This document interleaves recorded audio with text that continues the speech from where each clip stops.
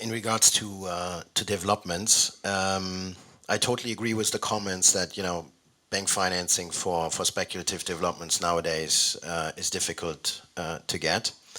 But an interesting observation I made when I joined the board of Hypothekenbank Frankfurt, the former Eurohypo, I had an analysis done what the actual risk costs were from development financing. Yeah, because after each crash, everybody is then criticizing development financing, all the critics of real estate financing.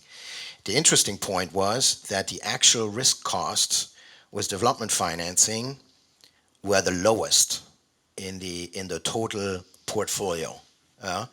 And they basically made all the critics quiet. Why is that? I think it's more sophisticated products. Banks are putting much more resources into it, and also the lifetime of these transactions on the books are on average smaller than with non-developments.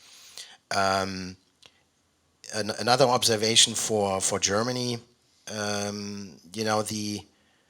the traditional developers with a very, very long experience and history are getting cautious because of price developments, more and more speculative stuff happening. You can look here already in Frankfurt around this building.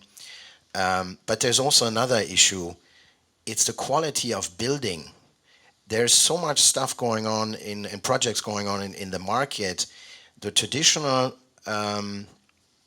developers who are doing smaller office buildings, residential projects, they're telling me, yeah, they're slowing down. It's not because they're not getting, the grounds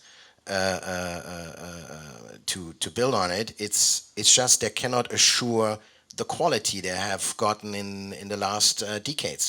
There's not enough supply of good workers, and that's also an interesting observation. I spoke to quite a few in Munich, which is also one of the centers of developers in Germany.